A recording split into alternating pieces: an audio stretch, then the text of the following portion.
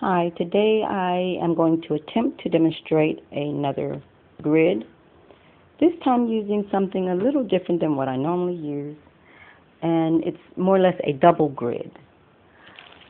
I was given this by my daughter. She knows how I do a lot of energy work, especially at seminars with people dealing with money issues. And so those are napkins. They open up. One side is just plain, and they open up to be about this large. Since we want to use the full length of this table, I'll use two. And that will do it as long as I can get them to stay in place. And so that's what we're going to use today. At times I use fabric, so this is no different. Since the setup is for money, and it's for various types of money, or should I say money from various different avenues, I will be using this. I think this is pretty appropriate. And as I always do, I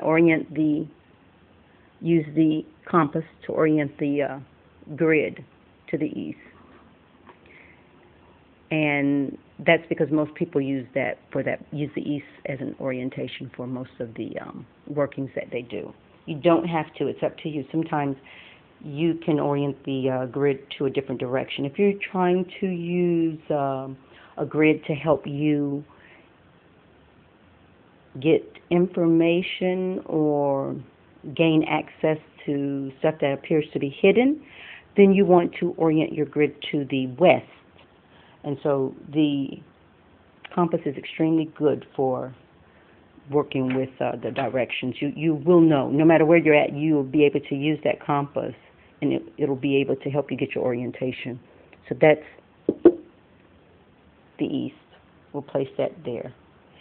And this will go here. The large outside grid is going to be 4 pieces of minerals. I would have liked for this to be much larger. Since I'm going to place another grid on the inside of this, it would be really nice if this was larger than what it is, but it isn't, so for this purpose we'll get them to balance. What I have done, the crystals that I use, this crystal is a selenite crystal, and this one is a quartz crystal. When they are used with other crystals, they will amplify the energy of the other crystal or mineral. And so therefore I have them opposite. I have 2 that are amplifiers. They have their own purposes and their own metaphysical properties as well, which they always emanate those. You can pick which ones, which metaphysical property you want the crystal to emanate at the time, or to amplify more of at the time. So they all have their own purpose that I'm using them for, but they will also amplify the other 2 that they're opposite. The points are pointing inward. I want that one that way, and the reason being is because I want it to point more on a level. That's the 4. Now, since I'm using a double crystal, I'm not going to join these crystals together until I have them all in place. The next set of crystals or minerals will be 5. So I have a grid, inner grid consisting of 5 crystals, and an outer grid consisting of 4 crystals, a total of 9 crystals altogether. The smaller, these 5 minerals here are good for manifesting. They're good for, let's see if I can come in closer since all of these, the background has so much stuff on it. They're for amplifying, manifesting certain desires,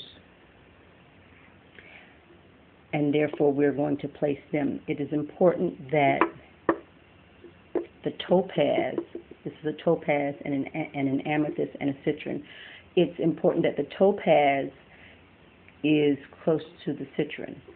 Also, the topaz needs to be close to the amethyst, because when those two combinations are together, the topaz and the amethyst combination, it works together much better than the two single. And then the topaz and the citrine also works together, which a lot of people know citrine is used in businesses, and it's also used to increase money. But when those two crystals, the citrine and the amethyst, are used by themselves, they have their own properties. But when they're used with the topaz, it helps boost the purpose.